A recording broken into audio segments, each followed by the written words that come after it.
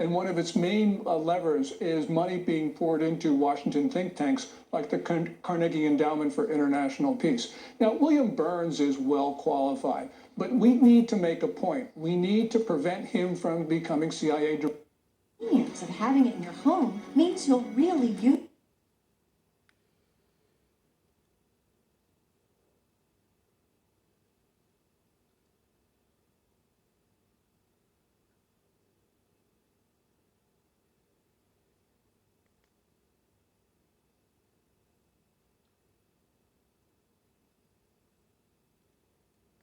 For investors on a can't miss coast to coast. Then, with earnings winding down, what will be moving the market next? Charles has your forecast on a must-see making money.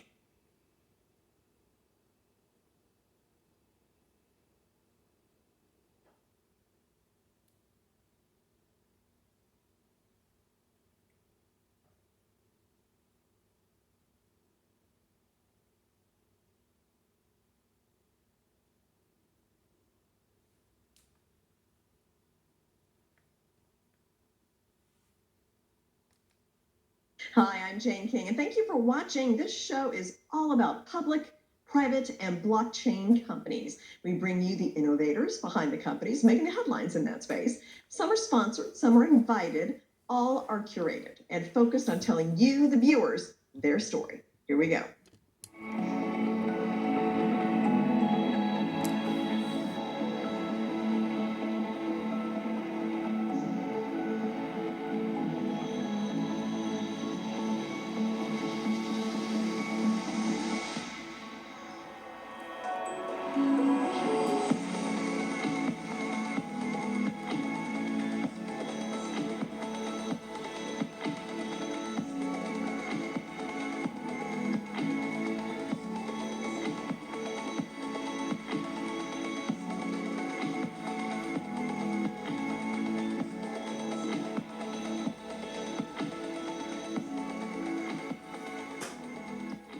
Native coin will be used by tribal businesses, enterprises, gaming, sports betting, and the tribal ecosystem worldwide to support daily financial transactions. Now, there are over 560 Native American tribes and 460 Native-run casinos in the U.S. So Native coin will not only give the tribes, but also any person or business the ability to buy, sell, send, purchase, and exchange funds via the blockchain. So good to have you all with us today. And we've got Jay Simmons, who is the Director of Tribal Operations for Native Coin, Randy Williams, the President of Native Coin, and also Marcus Gwynn, also known as MC1, International Tour Support for Taboo with the Black Eyed Peas, official DJ for Nike N7, and advisor for Native Coin. So great to have everybody here today.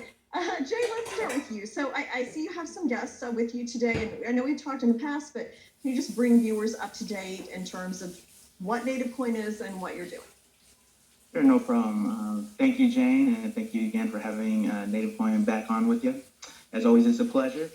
For Native Coin, we are a sovereign native cryptocurrency, and basically it's created to bring outside investment to all the sovereign lands, connecting tribal enterprises to non-tribal enterprises, but it's really much bigger than that, but also using the new technology of blockchain. So it's been incredible. We look forward to doing this, and yeah, it's we got a great team now, and we're rocking and rolling. Yeah. Well, I've always really thought this was a cool blockchain application, you know, a way to bring it forward. So we've got Randy with us here today too. Randy, President of Native Coin, just to bring us up to date, tell me about you. How did you get involved with the Native Coin project? Well, you know, these guys brought it to me. I thought it was a great idea for the tribes. I've worked for tribes my whole life. Currently on my tribal council. Most recently, I've been the CEO for a Native corporation. And this sounded like an opportunity that made sense and is really going to be good for the Native community. Mm-hmm. And so once we get this started, of course, that will just enhance the Native community's ability to track their own money and basically have their own currency. So that's an important aspect of the tribal identity. Mm-hmm. And then Marcus is with us today too. So Marcus, great to have you with us, and tell me a little bit about you and what attracted you to this Native Coin project. Well, Hawaii, Jaje Weekday, Marcus. Hello, my name is Marcus, Osage, Potawatomi, Delaware. Puerto Rican on my dad's side. I really want to thank you so much for having me along here. So my story is that, I'm kind of an entertainer, so I dabble in entertainment. I DJ, like you said earlier, with Nike N7. I get to work with people like Taboo from the Black Eyed Peas. And one night, Taboo and I were doing an interview show on the internet, and Native Coin saw us. And we were talking that night about the invisibility factor in tribal communities. Turns out research was done, and one of the number one things that we face in Indigenous America is, before any health disparities or any statistical things that we have to try to, that our challenges, the number one thing we battle is our invisibility. People forget that we're here, or we're replaced with romanticized ideas of us. So we were talking about that night. Native Coin was watching. And next thing you know, that's where we overlap, is in trying to combat that invisibility. And that's how I came to the party. Okay, so it's kind of serendipitous. They were watching that night, and here you are. So Randy, I know we've talked about 2021, and it seems like every time that I talk to you guys, there's some kind of update or some new thing. Bring us up to date on where you're looking this year and how things look for Native Coin. Well, we're looking at basically an introduction of cryptocurrency to tribes, and that in itself is going to be, the challenge, right? Because not all the tribes understand cryptocurrency, and it's such a new concept that we're moving it forward. That's our goal. Our goal is to place some. After we do that, we look at developing some aspects of how native currency or the native coin will work in the tribal environment. And so those are all challenges that we're going to face this year, and that we're going to move forward towards meeting. Mm-hmm. And then, Marcus, how do you see, and you talked a little bit about this, but native coin helping the tribes, and kind of, you talked about the invisibility. This is just a way to bring more attention to the tribal casinos, and what else do you see benefiting? Well, actually, for me, it's two-pronged, with the disclaimer at the front. And so the disclaimer is that, I'm not a native expert, or any of us are necessarily indigenous experts for all of the tribes, right? I think it'd be almost inappropriate with over 500 federally recognized tribes. It's inappropriate for one person to try to speak for all, right? So with that said, there are a few things that are in common. And so like prong one is the concept that this country from its foundation had a nation-to-nation relationship with tribes. And that foundational part of our history sometimes gets overlooked. That's where, our distinct, the things that make us distinct isn't just our race, but it's our citizenship. And those distinctions, hopefully our sovereignty, this is a platform that could help illuminate that. So prong two is also challenges some of our invisibility, is this historical relationship to natural resources. In other words, historically, our DNA, we're stewards of abundance. So the idea of us being involved with the world of finance or currency is not new. It's more of an old school in a new school concept. And the potential upside for all the tribes it could be so great that I'm looking forward. Mm-hmm. Okay, and that's really interesting that you mentioned the diversity of all the different tribes and how they're all kind of have their own unique characteristics. So that's something that has to be considered as you're doing this. So Jay, let's finish up with you. If you could kind of talk about Native Coin, what you see for the future going forward.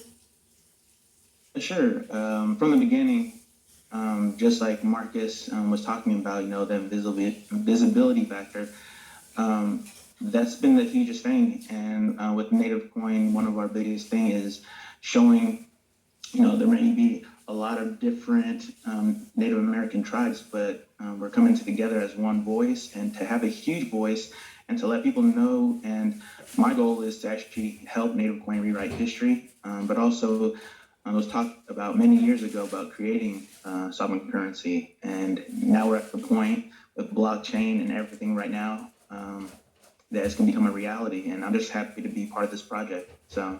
Okay. And then just tell me how somebody can learn more about Native Coin. Sure. No problem. They can go to native-coin.com. It has plenty of information on there, but also if people are looking to buy, it shows you a tutorial on there. And, you can always reach us at info@native-coin.com. Okay. Thank you so much, Jay, and Marcus and Randy, for joining me, and I look forward to more updates. Thank you. Thanks again, Jane. We appreciate you. Yeah, thank you.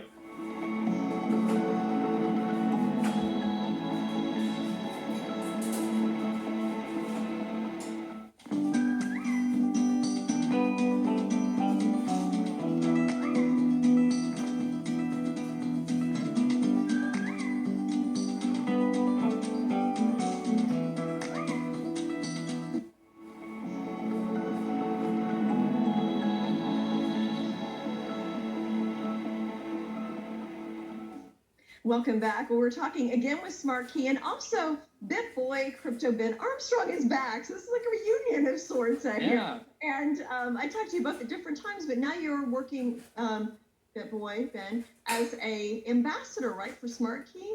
So let's start with that and let. Right. Yeah. Absolutely excited to be part of it. Okay. So if you could just start, like, why are you supporting the SmartKey project? Yeah, so if anyone who's followed my YouTube channel, BitBoy Crypto, for knows, I've been in crypto heavily every day for years and years, invested in Bitcoin since 2012. And at this point where we are at in cryptocurrency, it's important to pretty much only support blue chip projects, I think. I think that a lot of these projects that have so much upside are the ones that we definitely want to be involved with. And when it comes to SmartKey, from the first time we read about this project, we were super, super, super excited. We know a lot of the things that are associated with bad projects. That's been a lot of our learning process, finding out what makes a bad project and then learning what makes a good project. And for SmartKey, it checks off all the boxes. It's ahead of the curve when it comes to technology and everything they're doing.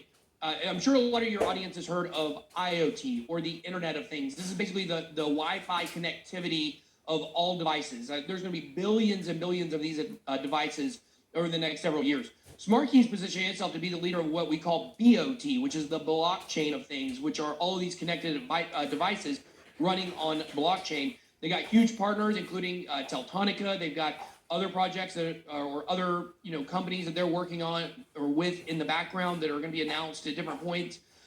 One thing I really like about SmartKey, and I'm really big on things that have real use case and real adoption. Just take emergency services, for instance. SmartKey is basically going to be able to work with emergency services to, let's say there's an emergency in an apartment building and the gate is locked. It's got a locked gate. SmartKey will be able to make it so those emergency services will have access to immediately go in. SmartKey can literally be saving people's lives down the road.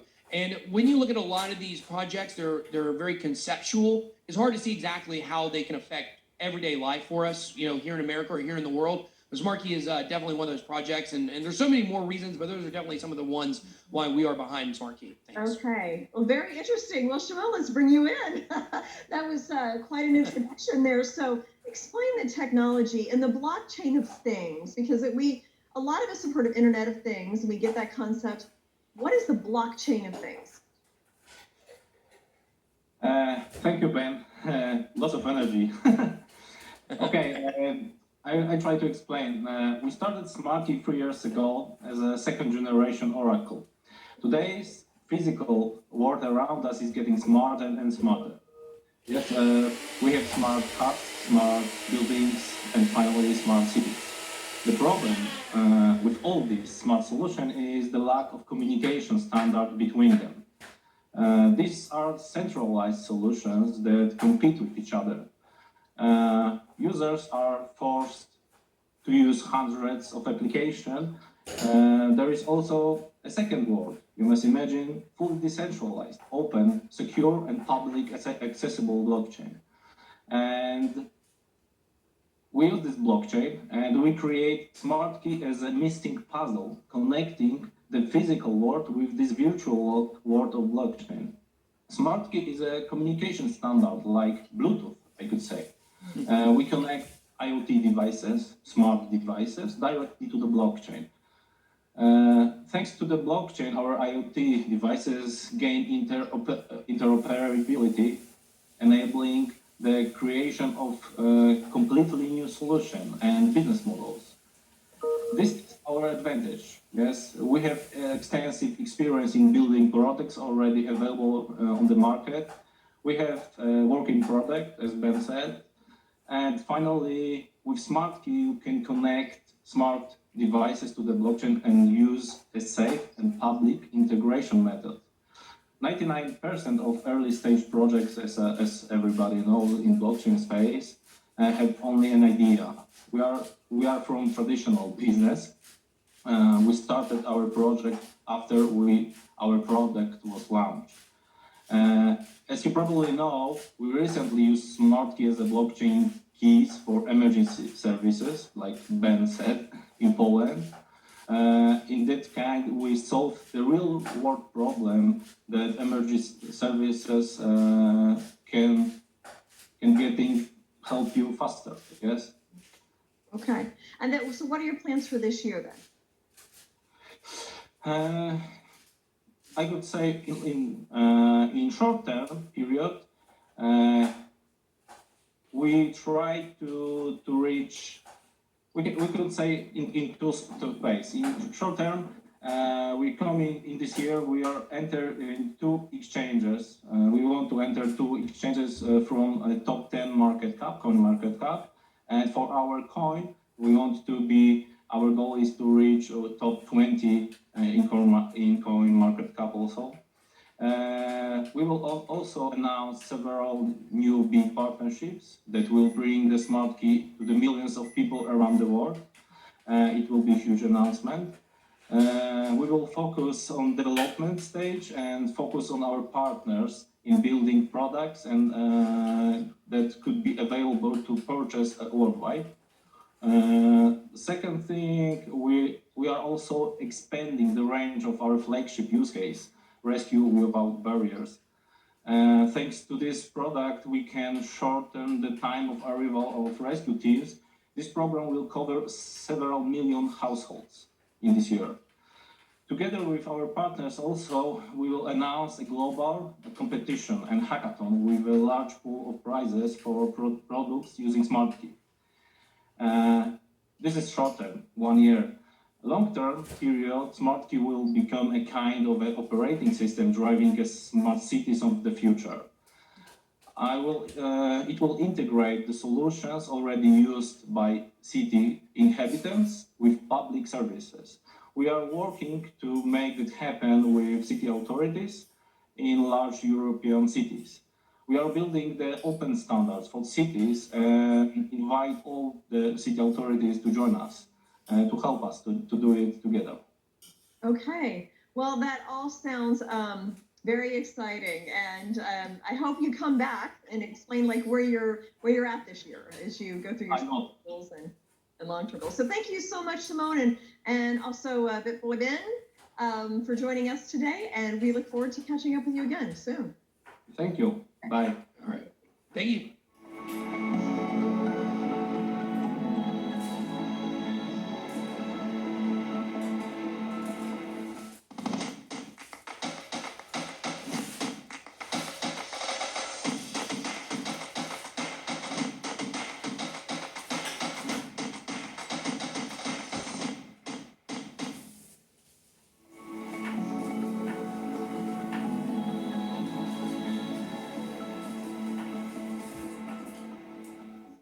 GreenBox is a way to get customized payment solutions for your business through blockchain technology. And with me to explain how all this works is the founder and CEO, Ben Aris. Ben, good to see you again.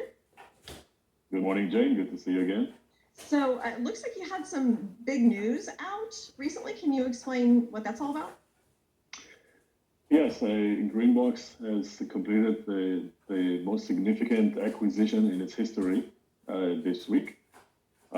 We have acquired our largest independent sales organization that was operating on our system for about a year and a half now.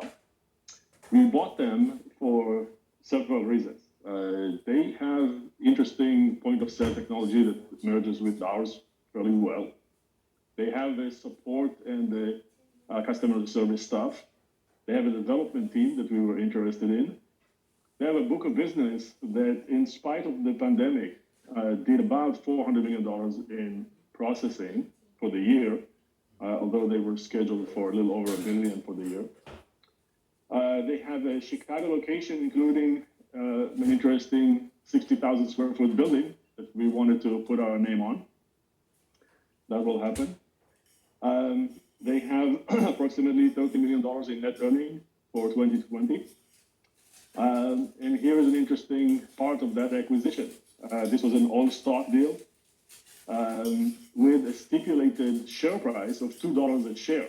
So extremely accretive for the company and for its shareholders.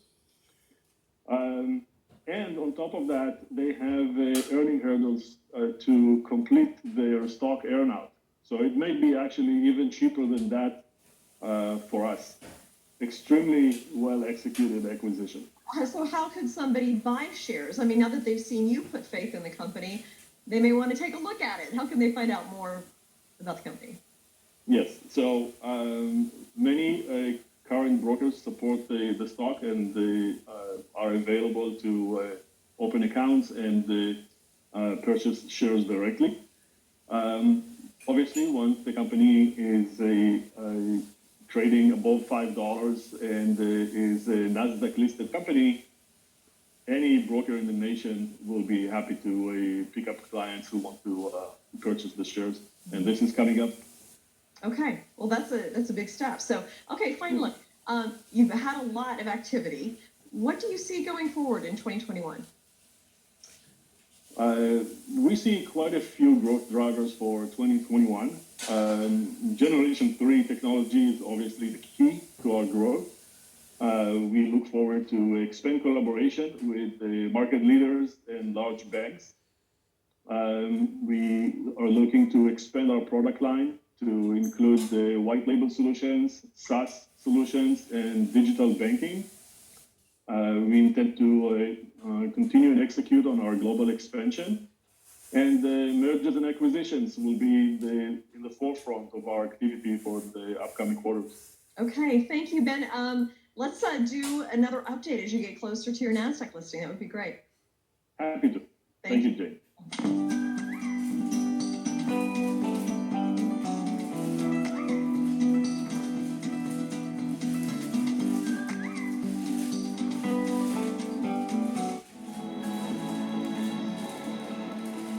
Nextech AR Solutions is providing augmented reality solutions for businesses. And with me is the CEO and founder, Evan Dappelberg of Nextech AR Solutions. So great to have you here, Evan.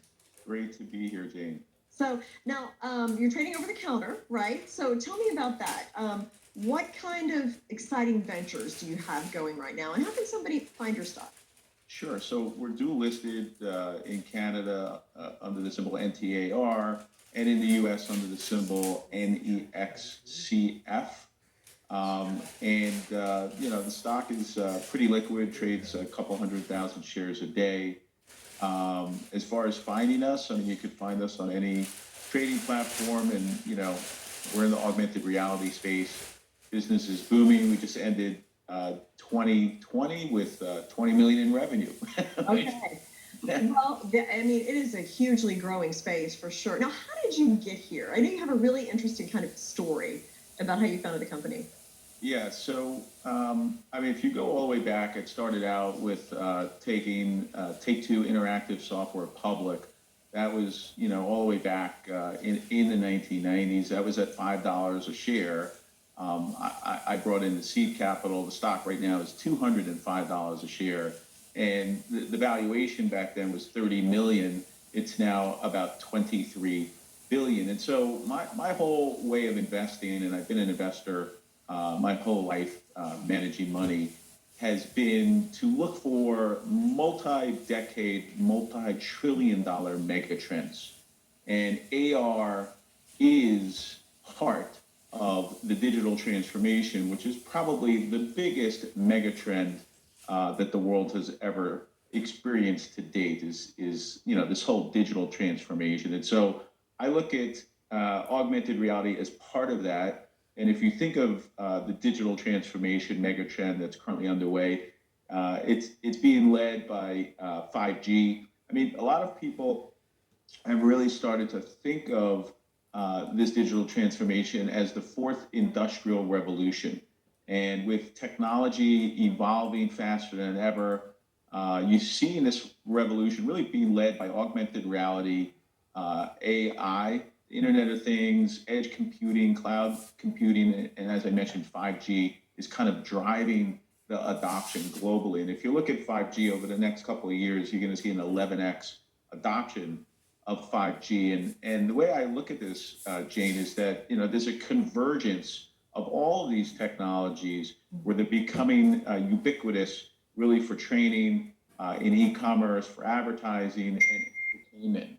And this convergence really is stimulating a rapid market adoption environment similar to the internet in the 1990s. And if you remember what happened then, there was the creation of multi-billion-dollar industries almost overnight.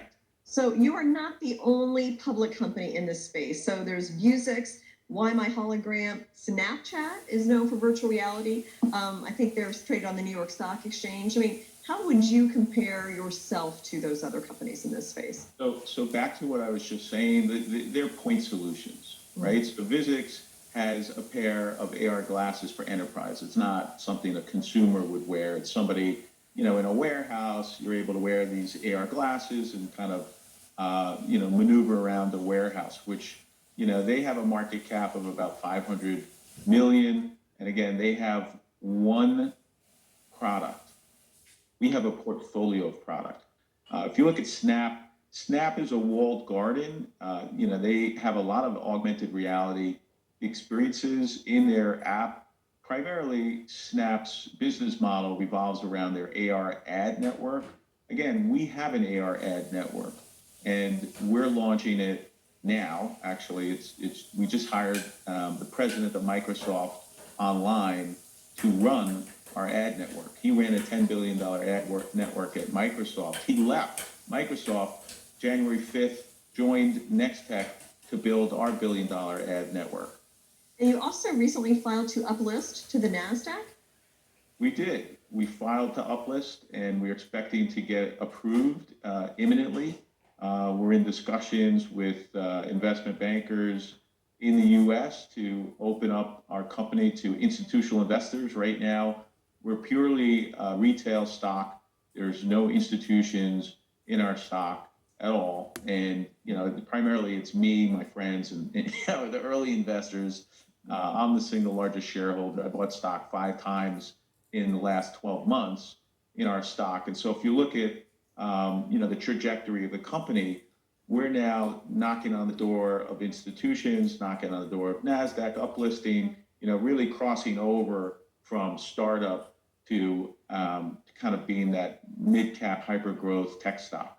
Okay, so you talked about that a little bit, the NASDAQ potential uplisting this year. What else is in the plans for Nextech? I mean, we're focused, Jane, on becoming a multi-billion-dollar public company that's known the world over for its AR offerings in advertising, in virtual events and live events, and also for the live streaming, as I mentioned, of human holograms. I mean, each one of these businesses alone is a $1 billion opportunity, each one of them. And we have multiple. Fascinating, Evan. Thank you so much. And I look forward to getting an update soon as more technology comes out and the NASDAQ listing comes through. So that will be very interesting. Absolutely. Thank you.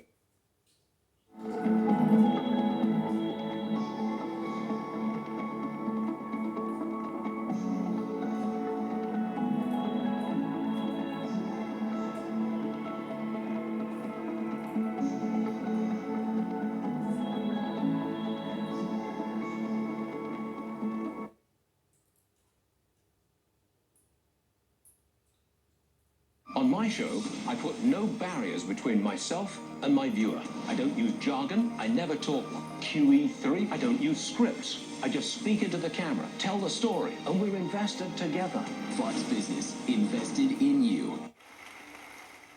As doctors, we make evidence-based recommendations to our patients. In a recent clinical study, patients using Salonpas patch reported a 49% reduction in pain severity. With 9 out of 10 using less or a lot